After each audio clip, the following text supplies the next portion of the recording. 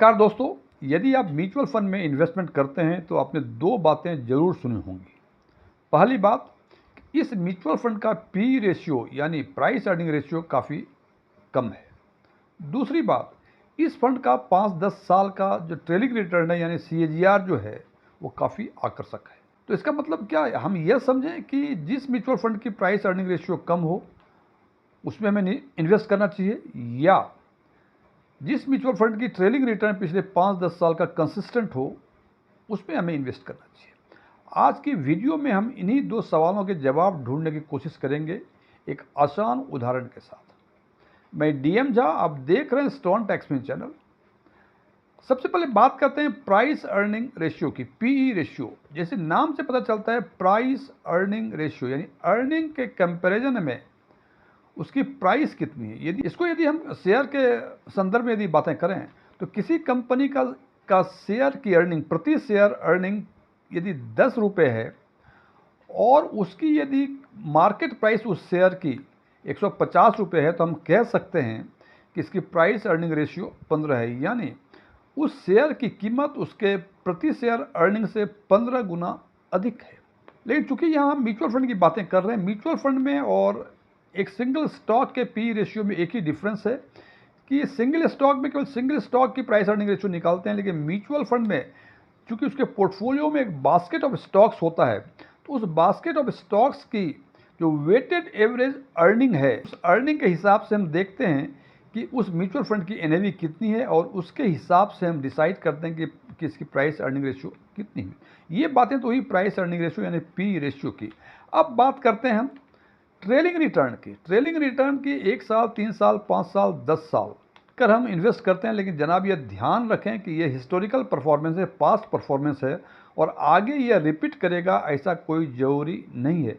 हालांकि एक्सपर्ट की राय में यदि 8-10 साल का हम ट्रेलिंग रिटर्न देखें तो मानते हैं कि 8-10 साल में यदि आप इन्वेस्टेड रहे तो शायद जो पास्ट परफॉर्मेंस था उसी के आसपास ये रिपीट कर सकता है, लेकिन रिपीट करना यानी हिस्टोरिकल परफॉर्मेंस को रिपीट करना कोई जरूरी नहीं है। हम बात करते हैं उस बात की कि हमें जब इन्वेस्टमेंट के लिए फंड सेलेक्ट करना चाहिए तो वो प्राइस अर्निंग रेशियो के बेसिस पे करें या ट्रेलिंग रिटर्न के बेसिस पे। हम उदाहरण के लिए कहते हैं कि एक फंड ए है जिसकी प्राइस अर्निंग रेशियो 18 है और उनके 3 साल का जो ट्रेलिंग रिटर्न है वो 14% है। एक दूसरा फंड है बी, इसकी प्राइस अर्निंग रेशियो 34 है और 3 साल का ट्रेलिंग रिटर्न या 3 साल का CAGR जो है ये 24% है। तो निश्चित रूप से जिसकी ट्रेलिंग रिटर्न अधिक होगी आप उसी फंड को सिलेक्ट करना चाहेंगे अपने इन्वेस्टमेंट के लिए। लेकिन ध्यान रखें कि इसकी ट्रेलिंग रिटर्न तो बेहतर है लेकिन इसकी प्राइस अर्निंग रेशियो भी अधिक है।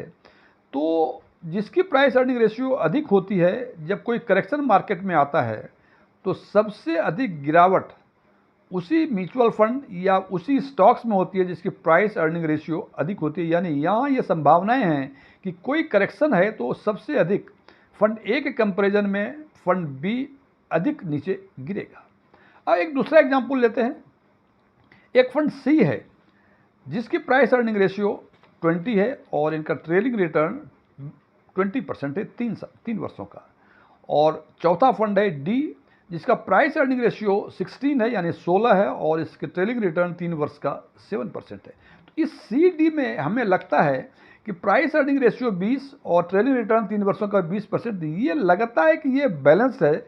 लेकिन आपको ये समझ में आ सकता है कि चूंकि डी फंड जो है उसकी प्राइस अर्निंग रेशियो 16 है यानी वो सस्ता है, तो हम 20 प्राइस अर्निंग रेशियो वाले फंड में क्यों इन्वेस्ट करें। फ्रेंड्स, इनकी प्राइस अर्निंग रेशियो कम होने के कई कारण हो सकते हैं। एक कारण हो सकता है कि फंड मैनेजर का प्रदर्शन खराब हो। ये भी हो सकता है कि इस म्यूचुअल फंड का इन्वेस्टमेंट जिस सेक्टर में हो वो सेक्टर लंबे समय से प्रेशर में हो। ये भी हो सकता है कि जिस स्टॉक्स में इस म्यूचुअल फंड की इन्वेस्टमेंट है उस स्टॉक्स की या उस कंपनी की अर्निंग बेहतर नहीं हो। और इसके अलावा और कई कारण हो सकते हैं प्राइस अर्निंग रेशियो कम होने के। तो केवल प्राइस अर्निंग रेशियो के बेसिस पे यदि आप सेलेक्ट करेंगे तो आपको शायद परेशानी का सामना करना पड़ सकता है। तो अब सवाल ये है कि आखिर में सावधानियां क्या बरतनी चाहिए यदि हम म्यूचुअल फंड को सेलेक्ट करते हैं इन्वेस्टमेंट के लिए। तो ध्यान रखें कि जिस म्यूचुअल फंड की प्राइस अर्निंग रेशियो अधिक हो और 1-2 साल और पिछले 1-2 वर्षों में इनका रिटर्न काफ़ी बेहतर हो, उस म्यूचुअल फंड में सावधानी बरतनी चाहिए। क्योंकि होता क्या है कि यदि कोई म्यूचुअल फंड अच्छा करता है, एक बाज़ार में धारणा बन जाती है कि ये म्यूचुअल फंड अच्छा कर रहा है, तो लोग उसमें फटाफट इन्वेस्ट करना शुरू करते हैं। तो हो सकता है कि लोगों ने काफ़ी इन्वेस्टमेंट कर दिया और फिर आपको समझ में आया हो कि इसकी पी रेशियो अधिक है और रिटर्न काफ़ी अच्छा है। तो जो इसकी अच्छी धारणा थी वो हो सकता है ऑलरेडी पी रेशियो में एब्जॉर्ब हो गया हो। भविष्य में इस म्यूचुअल फंड में रिटर्न सीमित मात्रा में ही हो सकती है। इसका मतलब मैं फिर से रिपीट करता हूँ कि जिस म्यूचुअल फंड के बारे में धारणा अच्छी हो, उस म्यूचुअल फंड में फटाफट इन्वेस्टमेंट होना शुरू हो जाता है और जैसे इन्वेस्टमेंट शुरू होगा उसका प्राइस अर्निंग रेशियो बढ़ जाएगा। लेकिन इसका मतलब ये नहीं कि आप इन्वेस्टमेंट करते जाएं, पी बढ़ते जाएगा और रिटर्न उतना देते जाएगा। वो एक न एक समय ऐसा आएगा कि जबकि प्राइस अर्निंग रेशियो उसका बढ़ा रहेगा लेकिन रिटर्न उस अनुपात में नहीं बढ़ पाएगा। तो हो सकता है कि जब आपने इस फंड को सेलेक्ट किया हो तो उस टाइम वो स्थिति आ चुकी हो, और यदि ये स्थिति आ चुकी है तो आने वाले दिनों में इनका रिटर्न सीमित हो सकता है। लेकिन सबसे बड़ा सवाल कि आखिर हमें करना क्या चाहिए यदि फंड को सिलेक्ट करना हो तो? फ्रेंड्स, ट्रेलिंग रिटर्न और प्राइस अर्निंग रेशियो के साथ साथ आपको कुछ और फैक्टर्स को ध्यान में रखना जरूरी है यदि आप चाहते हैं कि ठीक ढंग से हम फंड को सिलेक्ट करें इन्वेस्टमेंट के लिए। तो सबसे पहला है, इसमें 5-10 साल का कंसिस्टेंसी ऑफ रिटर्न देख लें कि 5-10 साल में रिटर्न बेहतर दे रहा है कि नहीं दे रहा है। तो 5-10 साल में देख लें कि इनका रिटर्न कंसिस्टेंट है कि नहीं।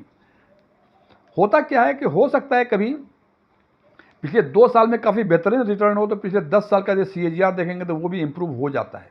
तो फ्रेंड्स, ये ध्यान रखें, कंसिस्टेंसी देखना बहुत ज़रूरी है कि उसी के आसपास हर वर्ष वो लगातार परफॉर्म कर रहा है या कभी 50% दे दिया, कभी 10% दे दिया, कभी नेगेटिव दे दिया। यदि होता है तो CAGR काफ़ी अच्छा दिखेगा। लेकिन चूंकि ये इनकंसिस्टेंट है, इसलिए यदि ऐसा कुछ हो तो उस फंड में इन्वेस्ट नहीं करना है। इसलिए ध्यान रखें कि 5-10 साल का कंसिस्टेंट रिटर्न वाले फंड को सिलेक्ट करें। साथ ही साथ रोलिंग रिटर्न को भी ध्यान में रखें यदि फंड को सिलेक्ट करना है तो।